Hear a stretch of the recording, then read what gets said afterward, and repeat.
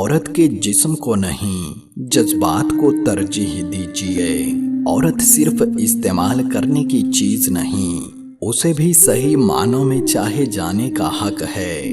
اگر اللہ نے آپ کو مرد بنایا ہے اور طاقت دی ہے تو مردانگی کا ثبوت بھی دیجیے۔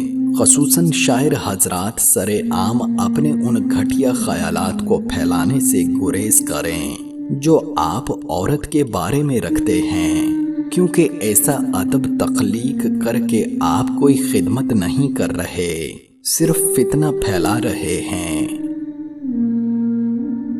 روٹھنے اور منانے کا عمل رک جائے تو محبت کو زنگ لگ جاتا ہے۔ دو چیزیں ایسی ہیں جن میں کسی کا کچھ نہیں جاتا، ایک مسکراہٹ اور دوسری دعا۔ ہمیشہ بانٹتے رہیے۔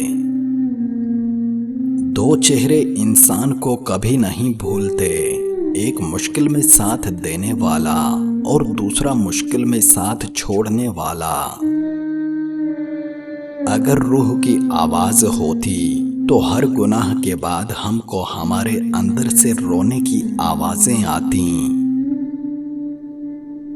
جب کبھی لوگوں کی دی ہوئی تکالیف سے دل پریشان ہو تو یاد رکھیں آپ کا رب بہت محبت اور توجہ سے آپ کی بات کو سن رہا ہے، اور وہی ہے جو آپ کی تکلیفوں کو دور کر سکتا ہے۔